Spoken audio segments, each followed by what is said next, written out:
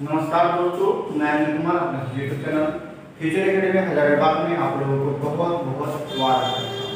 तो दोस्तों, आज हम लोग जो है बहुत बेहतरीन तरीका से फिर स्टार्ट करने वाले हैं ज्वालामुखी क्रिया, जो कि आज हम लोगों का अंतिम पार्ट है। ठीक है, सबसे लास्ट पार्ट होगा हम लोग चौथा और अंतिम पार्ट होने वाला है जिसका हम लोग पढ़ने वाला है। ये है दोस्तों, हम लोग बहुत अच्छी तरीका से, बेहतरीन तरीका से, बहुत अच्छी तरीके से पूरा सजा करके पढ़ रहे हैं ज्वालामुखी क्रिया। जिस प्रकार से हम लोग दोस्तों वर्ल्ड ज्योग्राफी हम लोग लिए हुए हैं, जिसमें से हम लोग पढ़ चुके हैं पृथ्वी कांतिक संरचना के बारे में, और फिर अभी हम लोग ज्वालामुखी के बारे में पढ़ रहे हैं। फिर इसी प्रकार से आगे चल के दोस्तों हम लोग प्लेट विवर्तन के पढ़ेंगे, है ना।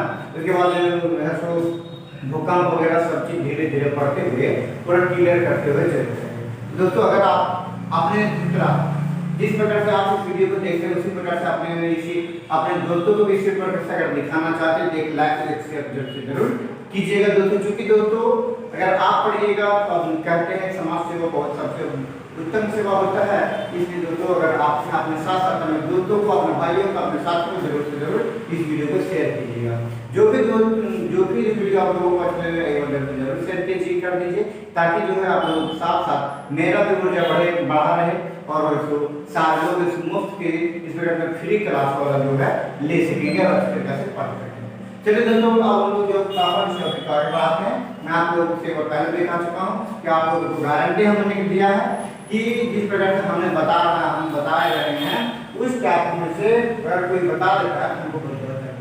क्योंकि दोस्तों हम एक टॉपिक को भी नहीं छोड़ रहे हैं।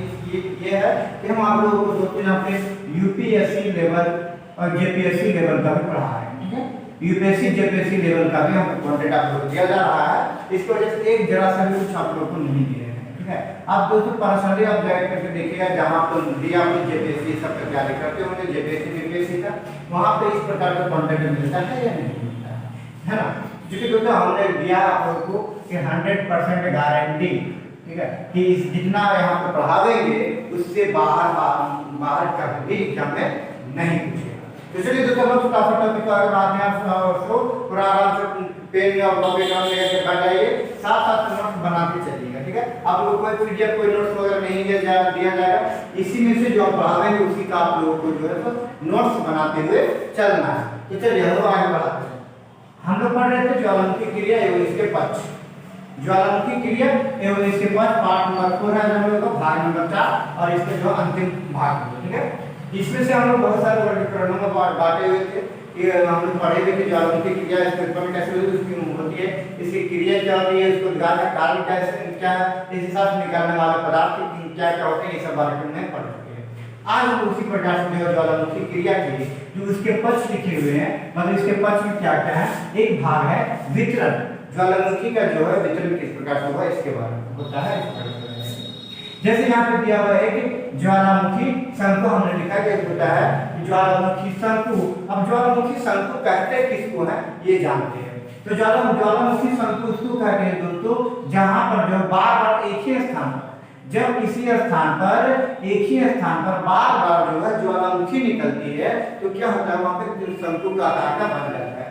जैसे ये हमारा सतह पृथ्वी का सतह हो, यहाँ पे एक ज्वालामुखी निकल जाए, यहाँ पे ज्वालामुखी निकला और फिर से यहीं पे जब निकलेगा क्या होगा, जहाँ पर शिफ्ट निकलेगा फिर यहाँ से पड़ेगा और इसको चाहे क्या हो जाएगा, बढ़ जाता है। और फिर यहाँ से दूसरा तीसरा बार निकल जाए तो क्या होता है, यहाँ से फिर ऊंचाई बढ़ जाता है।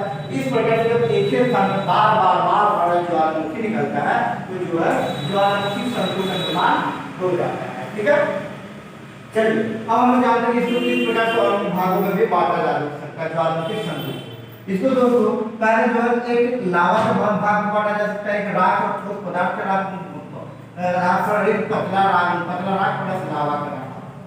देखिए अगर मैग्मा के साथ साथ में जो है मैग्मा जो है पतला रहेगा, जिसमें हमारा जो मैग्मा निकलेगा उसके बाद अगर राख प्लस में लावा निकलेगी, ठीक है, तो वो जो है मिश्रित शंकु कहलाता है। ठीक है, मिश्रित ज्वालामुखी शंकु कहलाता है। ठीक है, आगे ठीक है, जब कभी भी जो है मैग्मा के साथ में पतला प्लस में राख, पतला जो मैग्मा प्लस में राख प्लस में लावा जब निकलता हो, ठीक है, तो जो है मिश्रित शंकु कहलाता है। अगर राख के साथ साथ में ठोस पदार्थ अगर निकलता है, ठीक है, राख के साथ में ठोस पदार्थ से अगर निकलती है तो उसको जो सिंडर कहा जाता है, अर्थात राख शंकु कहा जाता है। मतलब ठोस पदार्थ से जहाँ निकलेगी तो दोस्तों वहाँ की मात्रा क्या होगी, राख जो बहुत ही ज्यादा मात्रा में उड़ेगा ही उड़ेगा, ये तो होगा ही होगा, है ना। राख जो है, राख निकलेगा साथ में सिंडर ठोस पदार्थ निकलेगा। उसको दोस्तों यहाँ पे अलग भाषण ये अलग लैंग्वेज में पूछा जाता है एग्जाम में कि सिंडर किसको कहते हैं, ठीक है, पूछा जाता है सिंडर किसको कहते हैं। तो हम बोलेंगे कि जब राख प्लस ठोस पदार्थ जब मैग्मा के साथ, ठीक है, जब मैग्मा के साथ में राख और ठोस पदार्थ दोनों निकलती है उसको सिंडर कहते हैं, या तो फिर इसको राख शंकु भी कहते हैं, ठीक है। दो चीजें हमने देखा, दो चीजें हमने देखा, एक पतला राख लावा जो निचले शंकु हुआ, एक हमने देखा सिंडर मतलब ये राख शंकु किसको कहते हैं। आइए अब जानते हैं ज्वालामुखी ये लावा शंकु किसको कहते हैं। यहाँ पे जैसे हमने लिखा है लावा, ठीक है, तो लावा शंकु किसको कहते हैं। यहाँ पे हमने जो है लावा जो उसको कहते हैं जब गाढ़ा निकलेगा, लावा जो जब गाढ़ा निकलेगा, अधिक मात्रा में निकलेगा, गाढ़ा जिसमें से गाढ़ा कब निकलता है, जहाँ की लावा सिलिका की मात्रा अधिक होती है। सिलिका क्या रहेगा तो क्या होगा, पतला होगा, अगर सिलिका अधिक होगा तो फिर गाढ़ा निकलेगा, और जब गाढ़ा निकलेगा तो वह कितना जुड़ता है, अधिक विस्फोट करेगा, क्या करेगा, अधिक विस्फोट करेगा।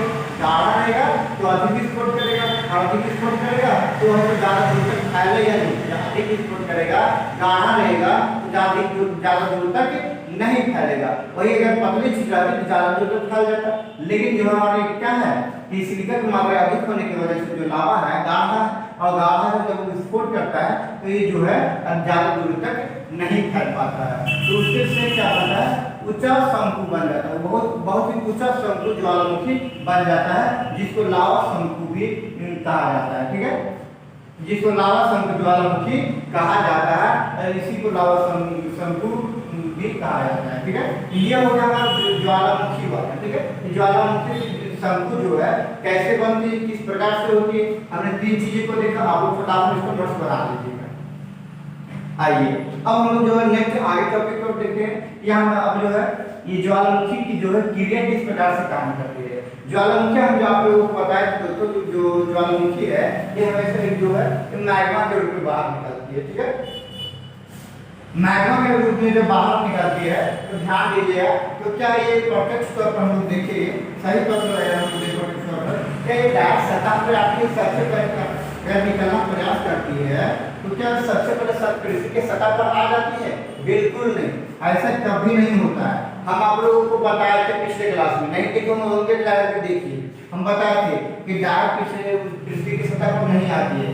सबसे पहले क्या होती है, पृथ्वी के ऊपरी भाग में स्थित जो होती है ना जल वगैरह, है ना, पृथ्वी के ऊपरी भाग में स्थित जो जल होती है वह गर्म होता है, और गर्म होता है क्या होता है, ऊपर उठता है, ऊपर उठता है तो जो भाप निकलता है जिसको हम लोग पानी को गर्म करते हैं, जिसमें खाना बनाते हैं, ठीक है, खाना तो बनाते होंगे, तो उसमें अगर गैस पे अगर हम जो पानी गर्म करने के लिए रखते हैं तो क्या होता है, उससे भाप निकलने लगता है, जो भाप होता है उसको हम लोग क्या कह सकते हैं, कहते हैं गैस। जो उसी प्रकार से जब पानी गर्म होकर के ऊपर उठने लगता है तो उसी को कहा जाता है गीजर। हमने पिछले वाले क्लास में बताया था कि गीजर किसको कहते हैं, क्योंकि जो मैग्मा जो है ना डायरेक्ट पहले पृथ्वी की सतह पर नहीं आ जाता, पहले जो है नीचे से जब झटका मारता है, मैग्मा जो है नीचे से ऊपरी भाग को तोड़ने का प्रयास करता है, उससे क्या तो जब तोड़ता है उससे कुछ तापमान जो है वहाँ पे बढ़ जाता है, जहाँ से निकलने का प्रयास करता है। जब तापमान बढ़ जाता है तो वहाँ पे क्या होता है, जो पानी इकट्ठे होते हैं उन सारे पानी जो है गर्म होकर के सोखना स्टार्ट कर जाती है। जब पानी सोखता है तो बहुत सारे लोग क्या करते हैं, जब गर्म हो जाता है सोचते हैं लोगों ने क्या सोचते हैं कि यहाँ पे पानी गर्म है, इसलिए हम लोग यहाँ पे स्नान कर लेते हैं, नहा लेते हैं। लेकिन दोस्तों वैसे अवस्था में कभी भी अगर कहीं से भी अगर अचानक गर्म पानी निकलने लगे तो वैसे वक्त वहाँ पे रुकना सही नहीं होता है, क्योंकि वहाँ जो है ज्वालामुखी आने की ज्वालामुखी से आने की संभावना अधिक होती है, क्योंकि ऐसी अवस्था के कारण से जब नीचे से जब प्लेट को तोड़ने की प्रयास करती है ऊपर पट्टी को मैग्मा, तब वहाँ से जब तापमान बढ़ने की वजह से वहाँ से पानी सोखने लगता है और जिसके बाद भाप निकलने लगता है, जिसकी वजह से पानी गर्म हो जाता है और जिसको हम लोग गीजर कहते हैं। ये जो होता है हमारे ज्वालामुखी का क्रिया होता है। आइए अब जो है हम लोग जानते हैं कि मैग्मा जो है किस प्रकार से होता है। मैग्मा ने बताया मैग्मा अगर गाढ़ा निकलेगा, ठीक है, मैग्मा जो अगर गाढ़ा निकलेगा, गाढ़ा कब निकलता है ध्यान दीजिएगा, हमने कहा है गाढ़ा तब निकलता है जब मैग्मा में सिलिका की मात्रा अधिक होती है। सिलिका की मात्रा जब अधिक होती है तब गाढ़ा होता है। अगर यह पर्वतीय भाग पर निकले तो क्या, अगर बार निकले, ठीक है, पर्वतीय भाग पर निकले सतह से तो क्या होगी, सतह से ऊपर ऊंचाई बढ़ जाएगी। पर्वतीय भाग पर अगर मैग्मा निकलेगा तो धीरे धीरे क्या होगा, सतह से काफी ऊंचाई उसकी बढ़ जाएगी। अगर उसी चीज का अगर बार वहां पे निकले, ठीक है, अगर पर्वतीय भाग पर मैग्मा अगर बार निकलता है तो क्या होता है, ठंडा भी होता होगा। मैग्मा अगर निकलती है तो ठंडा होता है। अगर आप आग में किसी प्रकार की चीज को, वस्तु को डालते हैं, लोहे को डालते हैं तो गर्म होता है, फिर उसको वहां से बाहर निकालते हैं तो ठंडा होता है। इसका रिजल्ट क्या है कि हमारा जो पृथ्वी का ऊपरी सतह है ये ठंडा है, ठीक है, हमारा जो ऊपरी सतह है जो है ठंडा है। अब ठंडा है, जब ठंड, अब गर्म चीज को अगर ठंडे में लाएगा तो फिर क्या होगा, ठंडा होगा। तो उसी प्रकार जब मैग्मा बाहर निकलता है तो क्या होता है, ठंडा होता है। जब ठंडा हो जाता है तो जो भी जितने भी पदार्थ निकली होती है उतारीकरण होता है, जब इकट्ठा हो जाता है तो उससे इकट्ठा होने के बाद क्या हो जाता है, ज्वालामुखी पर्वत का निर्माण हो जाता है। जब ज्वालामुखी पर्वत का निर्माण होता है तो जिसको कहा जाता है दोस्तों वलित पर्वत। अब वलित पर्वत किसको बोले, हमने कहा जो ज्वालामुखी से, ठीक है, ज्वालित पर्वत किसको बोले, जो ज्वालामुखी से जो निकलती बनती है, गाढ़ा बनता है, गाढ़ा मैग्मा से बनता है जो पर्वत, उसको हम लोग वलित पर्वत कहते हैं। जैसे अब जो दो उदाहरण के तौर पर हमने यहाँ पे लिखा है कि वलित पर्वत कौन कौन से हैं, एक रॉकीज है और एक एंडीज पर्वत है, ठीक है। रॉकीज पर्वत और एंडीज पर्वत ऐसे पर्वत हैं जो वलित पर्वत है, जो ज्वालामुखी के माध्यम से लिखे हुए हैं, बने हुए हैं, जिसको दोस्तों आग्नेय चट्टानों के नाम से भी जाना जाता है। आइए अब ये हुआ हमारा ये, अब इसी चीज को देख रहे हैं दोस्तों कि अगर मैग्मा जो है गाढ़ा निकलेगा तो पर्वतीय भागों का निर्माण होगा, जब ज्वालामुखी पर्वत का निर्माण होगा।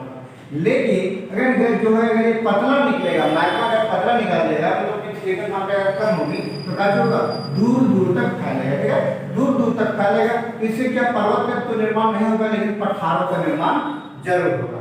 पठारों का निर्माण होगा जिसमें क्या होता है, मैग्मा में, इस मैग्मा क्या होता है, खनिज की मात्रा अधिक हो जाती है, ठीक है, खनिज की मात्रा अधिक हो जाती है। अभी पठार होती है, जैसे कौन कौन सा पठार है, दक्कन का पठार, ये जो है इसमें जो है सिलिका की मात्रा कम है लेकिन खनिज ज्यादा मात्रा में, ठीक है।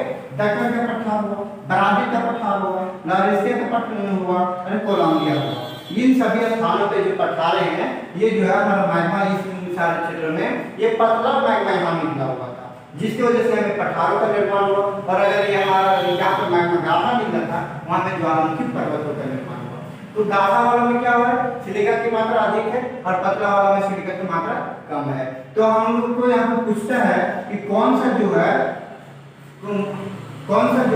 पर्वत है, ये वलित पर्वत कौन सा है और पठार का निर्माण कैसे हुआ है, ये चीज पूछता है मेंस में, ठीक है, मेंस में। तो मेंस में इसके लिए हम लोग को जानकारी बहुत जरूरी है।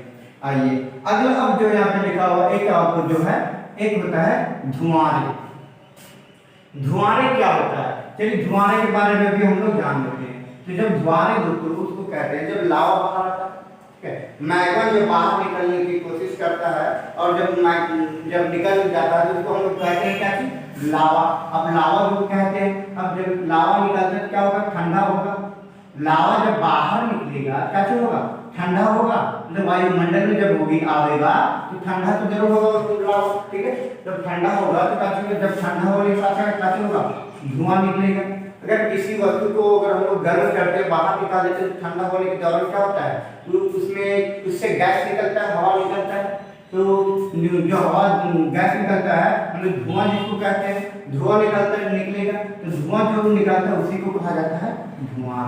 मतलब क्या हुआ कि जब मैग्मा बाहर आ जाती है, लावा जिसको हम लोग कहते हैं, जब लावा निकल जाता है बाहर, तब उसको जो वायुमंडल में आने के दौरान वह ठंडा होना स्टार्ट कर देता है। जब ठंडा होना स्टार्ट होता है तो क्या होता है, वहां से धुआं भी निकलता है। जब धुआं निकलता है उसी धुएं को हम लोग धुआंरा कहते हैं। और ये ऐसे जिसमें से धुआं निकलना स्टार्ट हो जाता है उस समय से हम लोग को ये संकेत मिल जाता है कि वहाँ पर मैग्मा निकलना अब खत्म हो चुका है, अब वो मैग्मा नहीं निकलेगा। ठीक है, अब वो मैग्मा नहीं निकलेगा। अगर निकलना होता तो और निकलता, और ठंडा अब जो अचानक से ये नहीं होना प्रारंभ करेगा, है ना। इसलिए इसको जो है ये मैग्मा से स्पष्ट होता है कि अगर जहाँ धुआं निकलने लगा, इससे जो हमारा मैग्मा खत्म हो गया, अब मैग्मा नहीं निकलेगा। और इस प्रकार से जो है धुआं का निर्माण हो जाता है। धुआं किसको कहते हैं समझ में आ गया। मैग्मा का जो हम लोग निकलता है, पर्वतों का निर्माण, पठारों का निर्माण कैसे हुआ ये चीज पता चल गया, ज्वालामुखी के बारे में पता चल गया, है ना, ये डीजल के बारे में पता चल गया, ज्वालामुखी शंकु जो होता है ये पता चल गया। अब जो दोस्तों हम नेक्स्ट हल्का सा एक चीज और है उसको भी सीख लेते हैं। ठीक है, अब जो हम पढ़ लेते हैं कि ज्वालामुखी का जो आंतरिक संरचना होता है कैसे होता है। हम लोग तो बाहरी संरचना पढ़े, अब आंतरिक संरचना पढ़ लेते हैं कि ज्वालामुखी जब निकलते हैं, मैग्मा जब निकलता है, अगर कभी बाहर नहीं निकल पाता है तो अंदर अगर रह जाता है तो किस प्रकार का संरचना होता है, उसको क्या कहते हैं। चलिए ठीक है, अब जो है ये हमारा हो गया भूपर्वत, ये हमारा हो गया भूपर्वत। नीचे से हमारा जो है मैग्मा निकल रहा है, मैग्मा बना हुआ है नीचे में, ये जो हमारा मैग्मा बना हुआ है, ये जो हमारा भूपर्वत से 100 से 200 किलोमीटर है, जहाँ यहाँ की डिग्री से टेम्परेचर 1200 डिग्री सेल्सियस से 1600 डिग्री सेल्सियस है। ठीक है, 1200 डिग्री सेल्सियस से 1600 डिग्री सेल्सियस, और किलोमीटर में देखें तो 100 किलोमीटर से 200 किलोमीटर। ठीक है, अब होता है क्या है कि कभी अगर मैग्मा यहाँ से निकलती है, यहाँ से निकलने के दौरान जो है ऐसे यहाँ पे बन जाती है। ठीक है, अगर इसी प्रकार से निकला और यहाँ पे जो ऐसी संरचना अगर बन गई, इसको जो है मतलब कि पृथ्वी की सतह तक नहीं पहुंच पाए, पृथ्वी की सतह तक नहीं पहुंच पाता है, इसको जो है लैकोलिथ के नाम से जाना जाता है। इसको लैकोलिथ के नाम से जाना जाता है। ठीक है, अब जो है इसी प्रकार से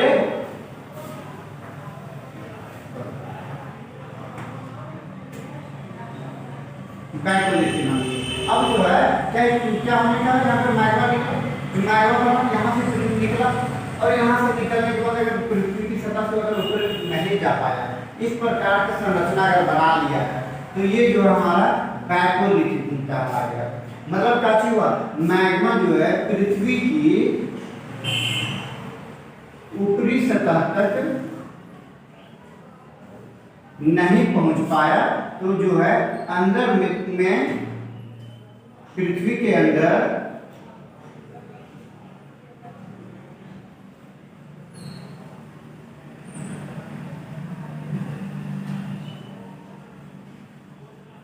ज्वालामुखी का आंतरिक संरचना बनेगा। ठीक है, आंतरिक संरचना बनेगा। ठीक इसी प्रकार से कभी क्या होता है कि जो है ये अनेक फिर से अगर कभी निकलता है तो फिर ये भी अगर नहीं निकल पाता, मतलब ये जो आंतरिक संरचना बनेगा, इसको जो इसलिए कह सकते हैं बड़े कण। ठीक है, बड़े कण का रूप हो सकता है, या तो फिर इसके आंतरिक चट्टान निकल सकता है, आंतरिक संरचना इसको यहाँ पर उसके आंतरिक चट्टान निकलता है। ठीक है, अब इसी प्रकार से जब यहाँ से निकला, अब फिर से पूरा एक बार निकला, अगर नहीं निकल हो पाया, नहीं निकल पृथ्वी की सतह तक अगर नहीं जा सका, तो इसको बोले हम लोग बैकोलिथ।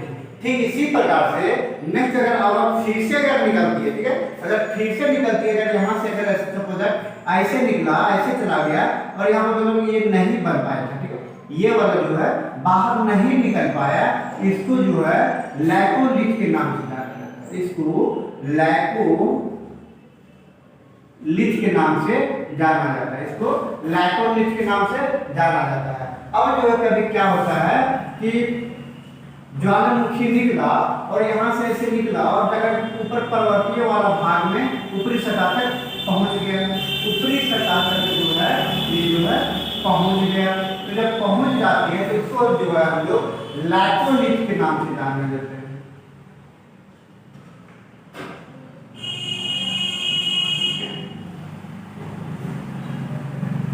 लैकोलिथ के नाम से जानते हैं। अब जो है इस चीज को हम लोग जानेंगे कि तो किस प्रकार से और चीज को जानते हैं। लैकोनिक या फिर दोस्तों इसको जो है इसी चीज को हैकोनिक भी कहा जाता है।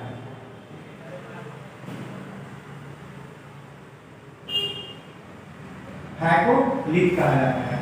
ये जो है चलिए इसको बताते हैं। ज्यादा मात्रा में एग्जाम में जो है ये पूछा जाता है कि हैकोनिक क्या है, ठीक है।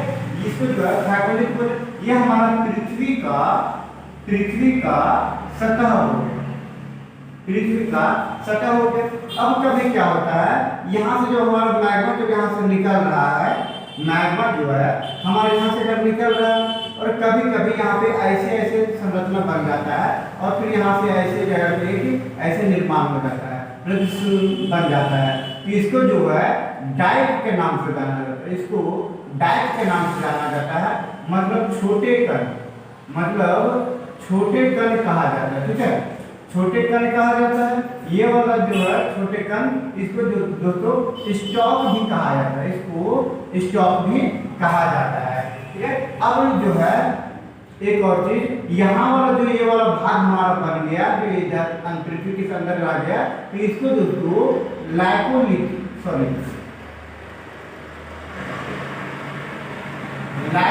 के नाम से जाना जाता है, ठीक। लैकोलिथ के नाम से इसको जाना जाता है। और कभी क्या होता है यहाँ से निकला और हो सकता है ज्वालामुखी, ठीक है। ज्वालामुखी देखिए पहले भाग में ऐसे बना तो उसको लैकोलिथ बोल दी। अगर दूसरा बार ऐसे निकला और ऐसे संरचना बनाता है तो लैकोलिथ बोले।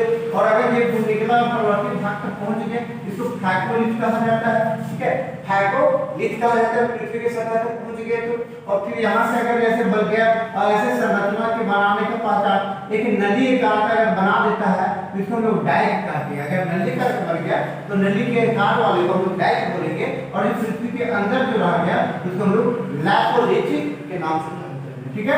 अब जो कभी होता क्या है यहाँ से जो चट्टान ऐसे निकला और मैग्मा और ऐसे बना देता है, ठीक है। संरचना जो है कभी ऐसे बन जाता है तो इसको जो है सिल के नाम से जाना जाता है, सिल के नाम से जाना जाता है। मतलब ये है क्या है, ये पतला है, ठीक है। इसको जो है सिल के नाम से जाना जाता है, जिसको ये पतला होता है। और कभी कभी क्या होता है लेकिन यहाँ से निकला और पतला सा संरचना लेकर के ऐसे यहाँ पे निर्माण कर दिया। अब बोलिएगा कि सर ये छोटा था इसको हम लोग सील बोल दिए, पतला बोल दिए, लेकिन ये वाला क्या होगा तो ये वाला मेरे भाई इसको सीट के नाम से जाना जाता है, ठीक है। सीट के नाम से जाना जाता है। अगर इस प्रकार की संरचना वाला रहेगा तो सीट ऐसी संरचना रहेगा, तो सीट अगर ऐसी संरचना रहेगा तो लैकोलिथ। अगर नली के आकार का अगर मैग्मा निकलता है नली के आकार से बनता है तो जो डाइक कहा जाएगा, जिसको छोटे कण होता है, जिसको एक और स्टॉक भी कहा जाता है। हैकोलिथ किसको बोले तो पृथ्वी की आंतरिक संरचना से एकदम जो है मैग्मा निकलता है और बाहर तक नहीं पहुंच पाता और इस प्रकार की संरचना बनाता है छोटे पर्वत के रूप में, अधिक ऊंचा पर्वत के रूप में, जिसको बैकोलिथ कहते हैं। और अगर इस प्रकार से अधिक क्षेत्र को लेकर के एक ऊंचा पर्वत बनाता है तो उसको हम क्या कहते हैं, लैकोलिथ कहते हैं। और जब जो मैग्मा पृथ्वी की सतह तक, ऊपरी सतह तक पहुंच जाता है उसको जो हम लोग हैकोलिथ के नाम से जानते हैं। तो ये लिथ वाला दोस्तों आप लोग जरूर से जरूर याद रखिएगा, ठीक है। लिथ वाला जरूर से जरूर याद रखिएगा। अब जो है बाकी चीज अब बोलेंगे सर हम लोग को बहुत सारी चीजें कुछ चीजें नहीं बताया गया है, तो बताया जाएगा जहाँ पे जो टॉपिक सुटेबल करेगा वहाँ पे वो टॉपिक बताया जाएगा, ठीक है। आप लोग को इसके आगे जो है ना जिस समय हम लोगों को प्लेट रिलेटिविटी पढ़ाएंगे, है ना, प्लेट थ्योरी के बारे में पढ़ाएंगे, उस समय जो है और सारे कॉन्सेप्ट जो इसी से रिलेटेड आपको वहाँ पे पढ़ना होगा। पृथ्वी का आंतरिक संरचना पढ़े और ज्वालामुखी पढ़े, इन दोनों को बहुत सारी चीजें जो हमको हमारे प्लेट रिलेटिविटी में पढ़ना होगा, वहाँ पे और ज्यादा समझ में आ जाएगा। क्योंकि जो ज्वालामुखी होता है यही से हमारा ज्वालामुखी और भूकंप जो है प्लेट रिलेटिविटी से ही निकलेगा। अब कैसे निकलेगा आप लोग नेक्स्ट टॉपिक में जानेंगे। अगर आप जानना चाहते हैं तो आप लोग दोस्तों इस वीडियो को जरूर से जरूर अपने दोस्तों तक जरूर शेयर कीजिए और लाइक कीजिए। और अगर आप चैनल पर फर्स्ट बार आए हैं तो चैनल को सब्सक्राइब कर लीजिए।